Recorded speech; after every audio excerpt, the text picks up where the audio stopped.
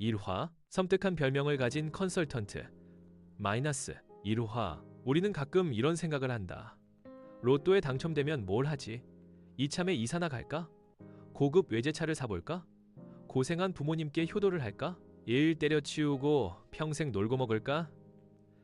상상만으로도 행복한 일이다. 이 이야기는 로또에 당첨된 회사원, 아니 어느 경영자에 관한 이야기다. 그 사람이 지금 뭘 하고 있었냐면 CK 미래제당의 CEO 앞에서 프레젠테이션 중이었다. 의뢰 내용은 CK 미래제당의 커피 프랜차이즈인 가든플레이스의 사업 철수였습니다. 당시 가든플레이스는 연간 20억 이상의 적자의 자본 잠식이 일어난 상태였습니다. CK 미래제당 본사 대회의실, 어둡게 물든 회의실 속으로 일목요연하게 만들어진 PT가 은은히 빛나기도 잠시. 준영이 손에 든 리모컨을 누르자 화면이 전환됐다. 삑. 그리고 3개월이 흐른 현재 저희 팀은 가든플레이스의 흑자 전환에 성공. 나아가 홍콩계 사모펀드 측에 300억 가격으로 매각 계약을 체결했습니다. 약 15분에 걸친 짧은 프레젠테이션이 끝났을 무렵 대회의실에 불이 켜지며 만족스러운 박수 소리가 들려왔다. 짝짝짝. 최근 CK 미래제당의 새로운 CEO로 취임한 강은호였다. 동시에 김준영의 의뢰주이기도 했고, 이야, 전임자가 망쳐놓은 사업을 정리나 하면 다행이라고 생각했는데 그걸 흑자 전환해서 매각까지 성공하다니. 게다가 핵심 인력도 본사의 환수까지 아주 만족스러워. 상황은 대충 이러했다. 얼마 전 CK 미래제당의 사장이 실적 부진으로 실각다 그 구원투수로 강은호가 불려왔다. 사실상 해결사 역할을 맡긴 것이다. 근데 여기서 작은 문제가 생긴다. 전임자가 무작정 버려놓은 사업이 예상보다 훨씬 컸고 적자 역시 묵직했다는 것이다. 이 상태라면 CEO가 뭘 하든 적자가 이어질 게 뻔했고 최악에는 계약 기간도 다 채우지 못한 채 잘리는 일이 벌어질 수도 있었다. 까닭에 강은호는 계약 첫날부터 초강수를 두는데 그게 바로 빅베스 선언이었다. 빅베스, 빅베스. 회계기법 중 하나로 새로운 의사결정자가 책임 소재를 명확히 하고자 전임자의 실수를 한 회계연도에 밀어넣는 행위를 말한다. 한마디로 이건 내 탓 아님이라고 선을 긋는 것이다. 그 가운데 많은 사업이 정리 대상으로 올랐고 그 중에서도 가장 지저분한 짐덩이가 바로 가든플레이스였다.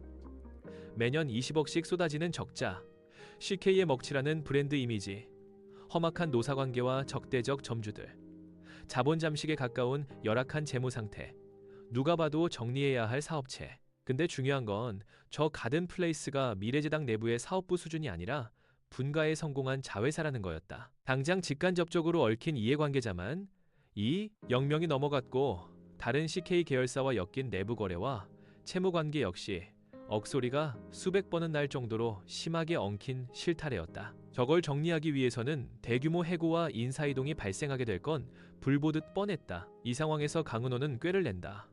본인이 하기 껄끄럽다면 욕바디를 내세우자고. 그 결과 업계에서 유명한 구조조정 전문 컨설턴트를 불렀고 김준영은 그 일을 잘 처리했다. 의뢰주가 박수까지 칠 정도로 깔끔하게. 좋게 봐주셔서 감사합니다. 좋게 봐준 게 아니라 실제로 훌륭했어. 솔직히 나는 여태껏 컨설턴트들 따윈 허세나 부리는 놈들 그 이상 그 이하도 아니라고 생각했거든. 사실 굳이 콕 집어자네를 부른 이유도 별명 때문이었고 그게 뭔진 본인도 알지? 말하고 싶지 않은 뜨악한 화제 준영은 입안이 까끌거렸지만 눈과 입에는 사무적인 미소를 머금었다. 컨설턴트에겐 클라이언트와의 관계 역시 일의 연장이었으므로 사형 집행인으로 불린다고 들었습니다. 맞아. 나도 그 별명 듣고 불렀지.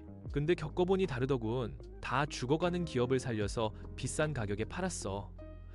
오히려 사형 집행인보다는 의사에 가까운 작업이던데? 마냥 틀린 말은 아니다. 가든플레이스는 사람으로 비유하면 빈사 직전의 환자였으니까. 근데 그걸 준영이 치료했고 심지어 비싼 대금을 받고 입양까지 보냈다 살렸다고 해도 과언은 아니겠지. 참 아쉬워. 자네 설득대로 되살아난 가든플레이스를 내가 굴려볼까 싶기도 했는데 아무리 생각해도 안 되겠더라고. 저거 전임자가 만든 거잖아? 원래 새술은 새 부대에 담아야지. 새로운 시대가 열렸다는 메시지도 필요하고. 다시금 씁쓸한 이야기. 그럼에도 준영은 미소를 머금고 대답했다. 아니, 조금 더 정확하게는 은호가 듣고 싶은 말을 해줬다. 어차피 설득은 이미 실패했고 매각 계약이 체결된 지금 가타부타 해봐야 변하는 것 따윈 없었으므로. 그렇다면 클라이언트의 기분이라도 좋게 만들어주는 쪽이 낫다. 김준영은 용병 아니던가? 평판은 의료에 도움을 준다. 슬프게도 필드의 생리가 그렇다. 예, 이번 구조조정은 분명 큰 메시지가 될 겁니다. 새로운 시스템에 적응하지 못하는 사람은 사라질 거란 메시지가요. 훌륭한 의사결정이라고 생각합니다. 저건 당연히 거짓말이다. 강은호 사장은 CK 미래가 아니라 본인의 커리어만 신경 쓴 거다. 구조조정에 성공한 CEO라는 타이틀이 탐나는 거겠지. 어차피 계약 기간은 길어봐야 5년째 분명 뼈를 깎아서라도 숫자는 이쁘게 만들어 놓을 거야. 추후 문제가 된다고 한들 그땐 은호가 떠나고 난 후일 거고, 이걸 시쳇말로 커팅이라고 한다. 필요한 비용까지 과하게 잘라냄으로써 회계상의 이익을 극대화하는 행위. 결과적으로 보고서만 보면 얼핏 건강한 회사처럼 보인다. 분명 주주도 이사회도 만족하겠지. 하지만 정작 회사는 곪는다. 예쁜 태를 위해 과하게 살을 뺀 모델이 이런저런 고통을 겪는 것처럼 그걸 알매도 준영은 입을 꾹 다물었다. 때로는 웅변보다 침묵이 귀함을 알기에 그나저나 자네는 원래 이렇게 일하나? 무슨 말씀이시죠? 애초에 의뢰 내용은 매각이 아닌 철수였어. 그냥 구조조정만 했어도 됐을 거야. 근데 자네는 쉬운 길 내버려 두고 구태여 어려운 길로 갔지? 그런다고 자네한테 득이 되는 것도 아니잖아. 혹시 커리어 때문이야? 커리어 물론 중요하다. 직장인에게 연봉과 경력을 제외하면 인생에 남는 게 몇이나 되겠는가? 자본주의 사회에서는 연봉과 직업이 곧 그 사람의 평가로 이어지는 것도 사실이다. 그럼에도 준영은 고개를 가로저었다. 단지 그게 옳다고 생각했기 때문입니다. 회의실에 침묵이 내려앉기도 몇 초 강은호가 호쾌한 웃음을 터뜨렸다. 푸하하. 세상에 이런 낭만적인 사형 집행인이 있나? 근데 말이야, 자네가 아무리 그래봐야 구조조정 당한 회사에 있는 사람들은 모를 텐데, 당신이 회사를 살리려고 했다는 것도, 최악이 아닌 차악을 선택했다는 것도 아마도 그럴 것이다. 본디 회사는 전사적 죔셔대 전략을 실무자들에게 공유하지 않는다. 사측에게 불리한 이야기일 경우엔 특히나. 그러니 가든플레이스의 직원들에게 준영은 피도 눈물도 없는 사형 집행인으로 보였으리라. 예, 압니다. 상관없습니다. 사람들이 몰라도 상관없다? 야, 김준영 컨설턴트. 흔치 않은 사람이 내 돈 나갈 때 비서한테 명함 한 장 받아가. 혹시 내 도움 필요할 일 있으면 연락하고. 감사합니다. 아니, 처리 곤란한 폐기물을 보석으로 바꿔줬는데 오히려 내가 고맙지. 나는 당신처럼 낭만적인 사람 싫지 않아. 천연기념물 같거든. 이제 다 죽어서 얼마 남지 않은 푸아. 대화는 거기까지였다. 준영은 PT를 마무리한 뒤 회의실을 나갔다. 담배를 한 대 태우고 나오는 길, CK 미래제당 본사 앞에서 한 무리의 시위대가 고성을 지르는 게 보였다. 하루 사이 주인이 바뀐 기업이 웬 말이냐. 점주들과 상의 없는 날치기 매각 철회하라. 계약할 땐 상생, 계약 후엔 방생. 반성하라, 반성하라. 바로 얼마 전까지 김준영이 그렇게나 살리려고 노력했던, 아니 이젠 매각을 진두지휘한 꼴이 된 가든플레이스의 점주들이었다. 그 사이 익숙한 얼굴도 껴있었는데 이렇게 갑작스럽게 회사를 팔아버리는 경우가 어디 있어요? 나와서 설명이라도 좀 해주세요. 이제야 간신히 잘 될 수 있었는데, 모두 함께 살아남을 수 있었는데. 이은수 점포관리팀장인가? 그녀는 사실상 침몰하던 배와도 같았던 가든플레이스에서 유일하게 열정이 남아있던 직원이었다. 다들 안 된다며 고개를 가로저으며 탈출할 때, 혹은 탈출에 실패한 채 끝을 기다리며 체념했을 때 오로지 그녀만은 최선을 다하며 회사를 살리려고 노력했다. 심지어 준영이 본사에서 내려왔을 때도 다들 피바람이 불 거라 예상했는데도 그녀만은 희망을 품고 말했다. 가든플레이스가 실적은 나빠도 훌륭한 회사예요. 이해관계에서도 인심을 잃지 않는 상생기업이거든요. 그러니까 무슨 의도로 왔든 부디 재고해주세요. 숫자가 아닌 사람을 봐주셨으면 합니다. 또한 실적이 좋아졌을 때도 감사합니다. 컨설턴트님 덕분에 흑자 전환에 성공했어요. 근데 아직도 저는 무서워요. 이게 돼지를 잡기 전에 살을 찌우는 과정은 아닌 거죠? 이 끝에 기다리는 게 절망은 아닌 거죠? 그렇죠? 제발 무슨 말이라도 좀 해주세요. 하지만 현실은 냉혹했다. 준영이 최선을 다해 설득했음에도 은호는 가든플레이스를 매각하라고 지시기어이 회사가 팔려나갔다. 그리고 열정적이던 직원은 절망을 삼킨 채 회사를 향해 부르짖고 있다. 회사를 살리려고 최선을 다했지만 그나마도 이젠 변명이 됐을 뿐이다. 결국 결과만이 대접받는 세상이기에 거기까지 생각했을 무렵 전 문득 유리로 된 건물 외벽에 비친 자기 모습이 눈에 들어왔다. 그리고 이유는 모르겠지만 그 옆으로 어렸을 적의 자기 모습도 보였다. 커서 멋진 경영자가 되고 싶어요. 정말 멋진 기업을 만들 거예요. 입안이 쓰고 뜨겁다. 뜨거운 숯을 머금고 있는 것 같다. 이렇듯 어렸을 적 멋진 경영자를 꿈꾸던 아이는 커서 피비린내를 풍기는 구조조정 전문 컨설턴트가 됐다. 그것도 사형 집행인이라는 살벌한 별명을 가진 컨설턴트가.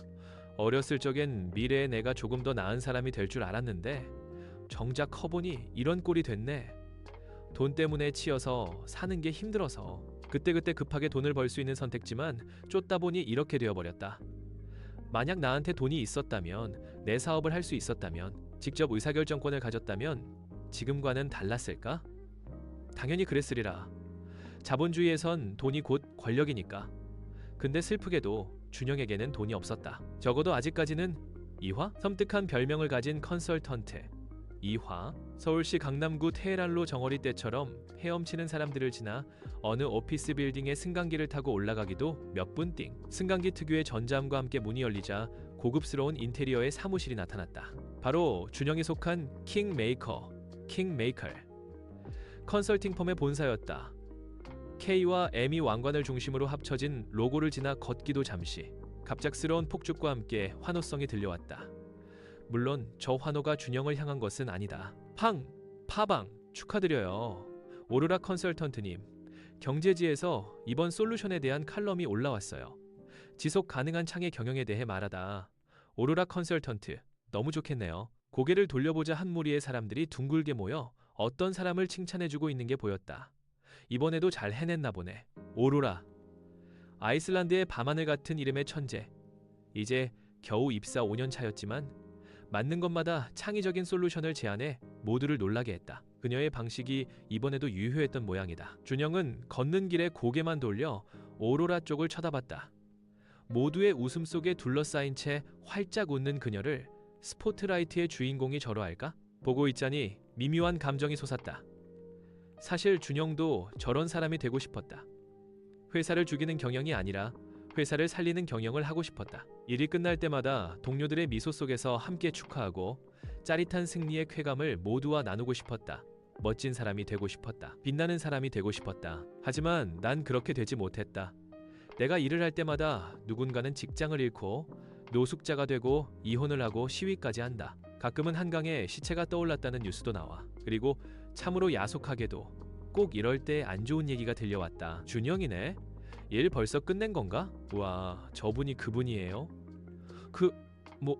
사형 집행인? 칼잡이? 네, 진짜 유명하잖아요. 케이스 스터디 할 때 저분 솔루션 보고 깜짝 놀랐어요. 그치, 사람을 얼마나 잘 자르면 별명이 저러겠냐. 우리 KM도 참 대단해. 천재 오로라. 사형 집행인 김준영. 둘 다 가지고 있으니까. 능력은 진짜 좋으신 것 같은데 근데 솔직히 저렇게 되고 싶지는 않아요. 구조조정 하시는 분들은 점심 먹으러 갈 때 옷 아래로 방검복 입고 다닌다면서요. 칼 맞을까봐. 정말 대단하지. 피 대신 얼음이 흐르나 싶을 정도로 나라면 사람 몇백 명 해고하면 며칠 동안 밥도 못 먹을 것 같은데 그래도 돈은 잘 벌어오잖아? 피 묻은 돈도 돈이니까 칭찬인지 욕인지 모를 이야기. 공포와 선망이 미묘하게 뒤섞인 눈빛들이 날아온다. 그러고 보면 항상 그랬다. 사람들이 오로라를 보면 우와, 쟤가 걔야? 라고 하지만 준영을 보면 항상 이야, 쟤가 걔야? 라는 반응을 보였다. 이젠 그마저도 익숙해져 버렸다. 준영은 저런 얘기에 반응조차 하지 않고 걸음을 재촉했다. 목적지는 바로 경영지원팀장 사무실이었다. 똑똑 노크와 함께 들어가자 서류 더미에 파묻혀 있던 경영지원팀장이 잠깐만 이라며 손을 들어 양해를 구했다. 어째 그런 그의 정술이 살짝 휑하다. 진행 중인 원형 탈모. 완전히 벗겨지진 않은 모습에서 약과 음식으로 애써 모근을 붙잡고 있는 애절한 티가 난다. 지원부서 특유의 애화는 덤이고 사각.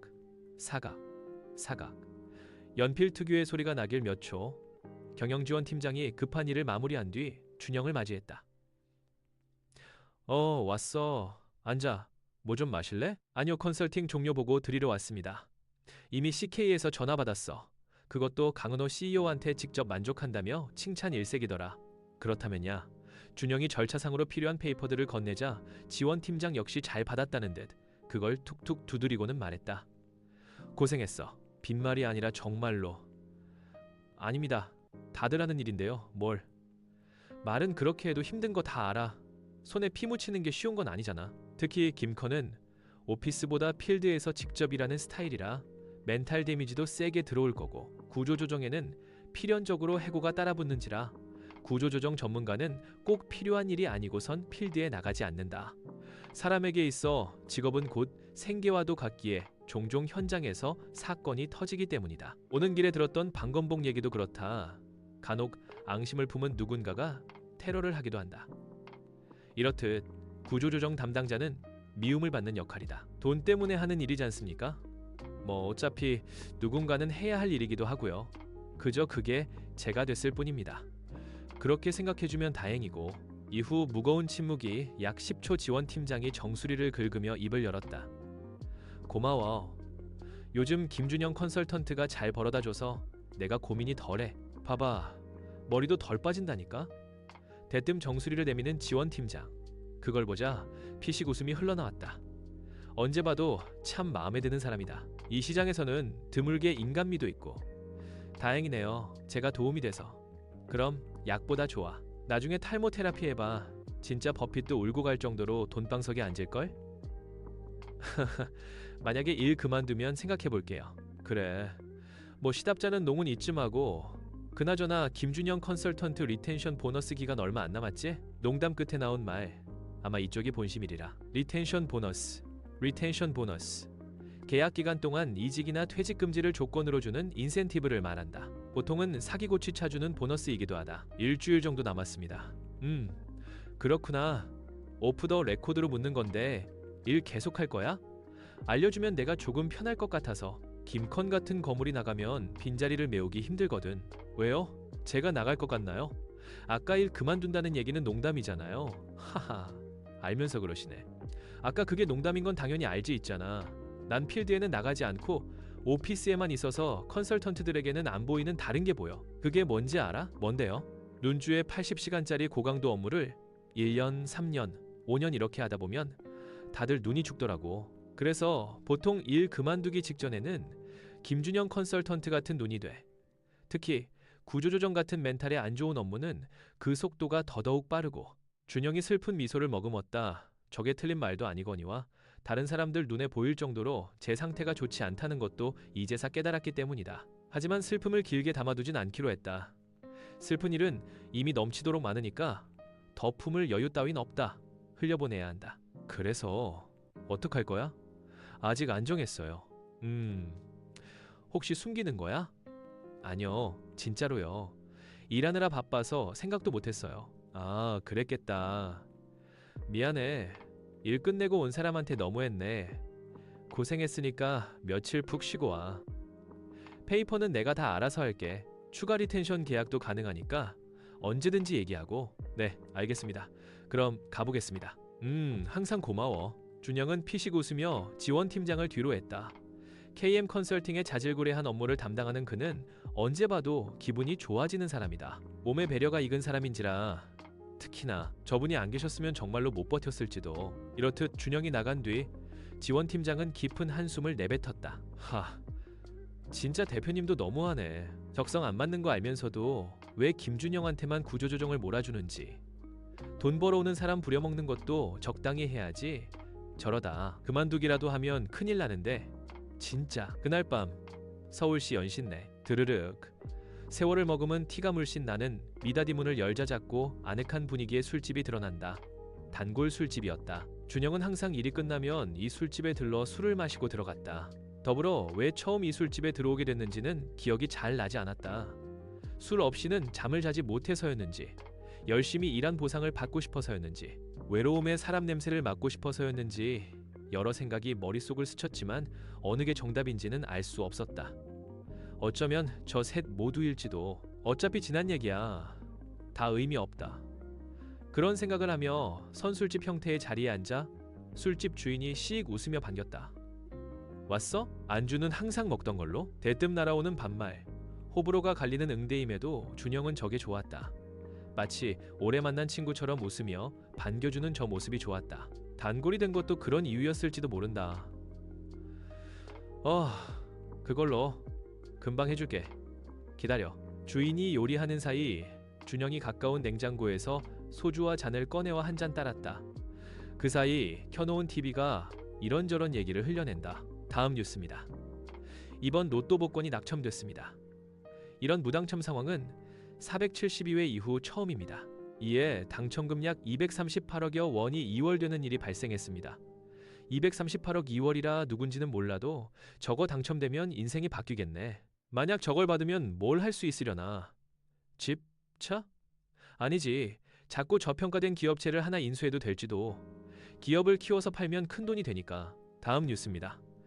CK 미래재당이 프랜차이즈인 가든플레이스를 사모펀드에 매각했습니다. 점주 측은 합의되지 않은 사항이라며 집단 행동에 나섰습니다. 기습 시위로 인해 경찰이 출동했으며 충돌로 8명의 부상자가 속출했습니다. 듣고 싶지 않은 뉴스, 로또에 당첨되면 어떡하지? 라는 상상에 좋던 기분이 순식간에 나락으로 떨어졌다. 쪼르르. 작고 투명한 잔에 소주가 찬다. 껄끄러운 뉴스를 안주 삼아 삼킨다. 차가운 불을 삼킨 듯 모간이 뜨겁다. 근데 왠지 모르게 위안이 됐다. 몸을 두르고 있던 긴장이 녹아내리고 마음을 옥죄던 중압감이 느슨해진다. 다시 살아나는 듯한 기분. 사람들이 이래서 술을 못 끊는가 싶다. 긴장감을 녹이며 잔을 기울이기도 몇 분. 스마트폰에 진동이 와서 꺼내자 액정에 어머니라고 적혀 있었다. 예, 어머니. 목소리 들으려고 전화했어. 잘 지내니? 밥은 잘 먹고. 잘 지내죠? 밥도 잘 먹고요. 어머니는요? 나야 항상 똑같지. 잘 지냈던 내 덕에. 그렇구나. 준호는요? 준호도 똑같지. 항상 똑같이 지내. 매일 누워있어. 그래도 괜찮아. 때 되면 일어나겠지. 근데 벌써 기다린 지 몇 년이나 지나버렸네. 김준호 준영의 동생이었다. 4년 전 교통사고로 의식을 잃은 뒤 지금까지 깨어나지 못한 상태였고 일어날 거예요. 준호께 강하잖아요. 그럴 거야. 맞다. 준영아, 너 보너스 받고 일하는 기간 그거 얼마 안 남았지? 네. 근데 갑자기 그건 왜요? 이번에는 그거 연장하지 마. 너도 할 만큼 했잖니. 준호 사고 나고 병원비 때문에 파혼하고 나랑 준호 먹여 살리느라 고생 충분히 했잖니. 그러니까 이제 너 하고 싶은 일 해. 싫어하는 일 억지로 하지 말고. 저걸 듣자 울컥했다. 가슴에서 올라온 감정을 토해내지 않고자 간신히 참아냈다. 정말 많은 생각이 들었고 정말 많은 감정이 스쳤지만 그걸 모두 억누르며 말했다. 지금도 하고 싶은 일 하는 거예요. 보너스도 퇴직 금지를 조건으로 받는 거고요. 어차피 일 계속 할 건데 안 받아먹는 사람이 바보죠. 가족 때문에 받는 거 아니에요. 어머니는 꼭 이상한 오해하시더라. 거짓말 안 해도 돼. 진짜예요. 정말로. 미안해. 더 나은 엄마가 아니라서 다른 사람들처럼 도와주지는 못할 망정 짐이나 돼서. 엄마가 진짜 미안해. 그러니까 이제 네 인생 살아. 준영아, 누가 목을 조르는 것만 같다. 조금만 긴장을 풀어도 애써 숨겨왔던 말들이 입 밖으로 튀어나올 것 같아. 마음의 불을 끄듯 급하게 술을 삼켰다. 에이, 그런 거 아니래도 돈 걱정하지 마세요. 아들 열심히 키웠잖아요. 이제 아들한테 효도할 기회 좀 줘요. 어차피 나는 일 바빠서 돈 쓸 시간도 없어요. 이제 돈 그만 보내. 오늘도 돈 보냈더라. 그거 일 끝나고 받은 성과급 보낸 거잖아. 엄마, 저 지금 바쁘거든요. 나중에 전화할게요. 사랑해요. 저 돈 잘 버니까 돈 걱정하지 마세요. 알겠죠? 내가 미뚝. 전화가 끊김과 함께 긴장이 풀렸고 억눌러 왔던 감정이 새어나왔다. 후후. 동시에 시야 구석에 뭔가 나타났다. 슬쩍 고개를 돌리자 술집 주인이 양손에 동그랑땡이 담긴 그릇과 양주가 든 샷잔을 든 게 보였다. 몸이 아플 땐 약이고 마음이 아플 땐 술이라지. 단골을 위한 서비스야. 먹고 털어. 힘들어도 살아야지. 고마워. 아무렴. 샷잔을 들이켰다. 독한 수리목과 마음을 태워낸다. 마치 불로 모든 것을 정화하듯이 부정적인 감정이 단 하나도 남지 않을 때까지 모조리 태워내듯. 준영은 오늘도 그렇게 술로 속을 달랬다. 그거라도 하지 않으면 버티지 못할 것 같았으므로. 술의 힘을 빌려 간신히 잠든 밤. 준영은 굉장히 기묘한 꿈을 꿨다. 자기 전에 기분이 뒤숭숭했기 때문일까? 로또 당첨금이 2월 됐다는 뉴스 때문일까? 그게 아니면 무슨 다른 이유가 있었던 걸까?